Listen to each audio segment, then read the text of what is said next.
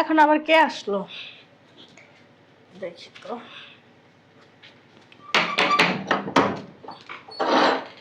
কে? আসসালামু আলাইকুম। ওয়ালাইকুম সালাম। কাকে? ইয়াকুব স্যার পাঠাইছিল। ও আচ্ছা আচ্ছা আচ্ছা, আমার মেয়ের জন্য বলছিলাম একটা টিচার লাগবে। আপনি না? জি। ও আচ্ছা ঠিক আছে, আসেন।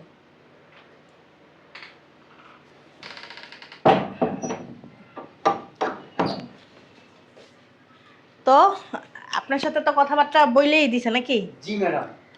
তো বসেন, আমার মেয়েকে আসতে বলি। জি ম্যাডাম।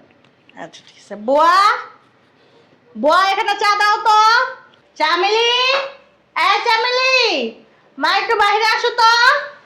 কি হইছে আম্মা? চামেলিকে ডাকতেছো কেন? ও তো ঘুমাইতেছে। ও ঘুমাইতেছে না? চামেলির জন্য টিচার ঠিক করছি, একুব স্যার পাঠাইছে। ওহো, ঠিক আছে। আচ্ছা স্যার, কখন থেকে পড়াবেন চামেলিকে? এই যে চা। আম্মা, কি রে বাবা তুই এই জায়গায়? তুমি এখানে? তুই এর বাসা আবি তো আমার আগে কইতে দেখলে যাইতাম তুই মারতে। আমি তো জানি না আম্মা তুমি এই বাসায় কাজ করো। আমি যদি জানতাম আম্মা তুমি এই বাসায় কাজ করো, তো আমি তোমার নিয়ে আসতাম। আমি আরো স্যারের কাছ থেকে ঠিকানা ঠিকানা নিয়ে তারপরে আসলাম এই বাসায় আম্মা। তুই আগে কবি না যে আমি অমুক জায়গায় যাবো, তাহলে তো আমি তোর লয়ে যেতে পারতাম। বুঝলাম না একটা জিনিস, কি হইতাছে এই জায়গার ভিতরে? ও ম্যাডাম, এটা আমার ছেলে। হ্যাঁ ম্যাডাম, এটা আমার মা। আমার মা এটা। এই কাজের মহিলা আপনার মা? হ্যাঁ ম্যাডাম। আর সে তুই কি আমাদের ফাইজলামি করা সেদিকে?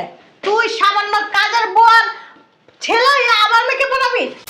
থাক বেয়াদবের বাচ্চা। আমার ছেলে কাজের বুয়া ছেলে হয়েছে, কি হয়েছে? আমার ছেলে বাংলাদেশে পড়াশোনা শেষ করছে। এই যে বুয়া, এত চুপালার বানা। আমি মাসের বাড়িতে কাম করে আর পড়া শিক্ষিত করছি। বুয়া শিক্ষিত বানাও আর যাই বানাও, তোমার ছেলে তুমি ছোট লোক তো ছোট লোকই, ছোট লোক শিক্ষিত হোক আর যাই হোক, তোমাদের গায়ে থেকে কি ছোট লোক লেখাটা কি চলে যাবো? বড় লোক হয়ে যাবো তোমরা। এমন করে কথা কও কি লিগা? কিরকম করে বলবো? আমরা গরিব হয়েছে দেখি, আমরা কি মানুষ না? না তোমরা মানুষ না, তোমরা যেরকম মানুষ ওরকম মানুষের সাথে চলাফেরা করবা, ওরকম মানুষের সাথে উঠা বসা করবা। তোমার ছেলের কত বড় সাহস, একটা সামান্য বুয়ার ছেলে হইয়া আমার বাসায় আসছে আমার মেয়েকে পড়াইতে। ম্যাডাম, আপনার বড় লোক দেখে আপনাকে শরীরে বড় লোক লেখা আছে? বুয়া আমরা গরিব হয়েছে কি হয়েছে? আমার পোলা শিক্ষিত, আপনার মাইয়ারা পড়ালে শিখায়, আমার পোলা সুশিক্ষা শিক্ষিত করবো। এই যে শোন, তোর ছেলের না আমার মেয়েকে পড়া শিক্ষা দীক্ষা দেওয়ার দরকার নেই, বুঝতে পারছস? তোরা যে লেভেলের ওই লেভেলে যায় পড়াশোনা শিখায়া শিক্ষা বানা যা। ম্যাডাম। কি বলবি বল, বইলে আমার বাসা থেকে বের হ। ম্যাডাম, আপনি যেভাবে অপমান করলেন না, এই অপমানটা করা ঠিক হয় না। আরে বাবা, কারণ আমি জানতাম আপনারা পয়সাওয়ালা, শিক্ষিত, এই সমাজে আপনাদের একটা দাম আছে। হ্যাঁ অবশ্যই আছে।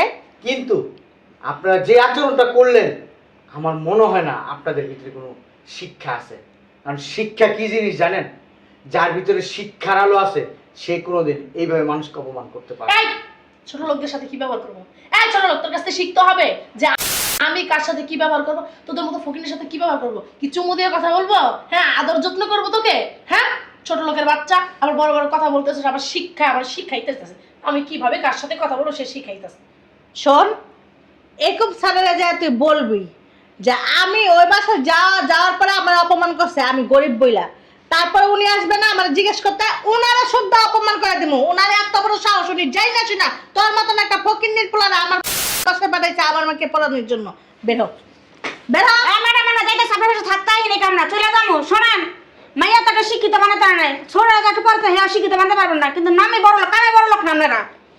তোর কাছে এত গেজে লাভ নেই, তুই বেরো। শুনেন ম্যাডাম, টাকা পয়সা থাকলেই না মানুষ পড়াশোনা করতে পারে না। পড়াশোনা করার জন্য জানেন মেধা লাগে, পড়াশোনা করার জন্য ব্যবহার জানা লাগে। এই শোন, বড় লোকে গো পড়াশোনা করার জন্য না মেধা লাগে না, বড় লোকে গো পড়াশোনা করার জন্য মানি লাগে। আর কিছু হোক বা না হোক, আমার মা আমাকে সুশিক্ষায় শিক্ষিত করছে। মানুষের বাড়িতে, বাসা বাড়িতে কাজ করে আমি গর্ববোধ করি আমার মা ঋণে।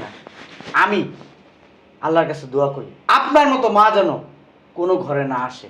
আমিও দোয়া করি তোর মতন ফকিন্নি যেন আমার ঘর না হয়। যা বেরো আম্মা আসো। বেরো। ডিসগাস্টিং। আমু, একটা জিনিস চিন্তা করছো? একক ছাড়ের কত বড় সাহস, সে যাই না শুই না একটা ফকির নিয়ে আমাদের বাসায় পাঠাইছে পড়াইতে। আমি এখনই যে ফোন নিব, এখনই যা ফোন দিব, ফোন দিয়ে বলবো তো ব্যাপারটা যে এরকম করলেন কেন আপনি, আপনি কি জানতেন না? মা আরেকটা জিনিস খেয়াল করছো, আমাদের বাড়ি কাজের বুয়া তার ছেলেকে এই বাংলাদেশের পড়াশোনা সব শেষ করছে।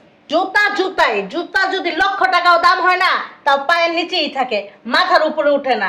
আসুন, ছোট লোক গরিব ফকিন্নি কখনো পড়াশোনা করে না, ভালো একটা পজিশনে যেতে পারে না। আর কখনো দেখছিস ম্যাজিস্ট্রেট হইছে, কখনো বড় অফিসার হইছে, আর কখনো এগুলি হইতে পারে না। এই যে আমাদের মতন বড় লোকের ছেলেমেয়েরা কি হয় জানোস, ব্যারিস্টার হয়, উকিল হয়, অফিসার হয়, ওরাই হইতে পারে। ভালো পজিশনে যায়। আর ছোট লোকরা কি ভালো পজিশনে যেতে পারে? কখনোই যেতে পারে না। আমাদের বড় লোকদেরকে ঘুষ দিতে হয়, ওরা তো 10 টাকা কামাই ঠিক মতো করতে পারে না, ঘুষ দিবে কিভাবে, ভালো পজিশনে কিভাবে? শোনো আম্মা, তুমি একুব স্যারের না ইচ্ছা মতো অপমান করবা। সে কত বড় একটা কাজ করছে, সে একটা ফকিন্নি পাঠাই দিছে আমার বোনকে পড়াইতে।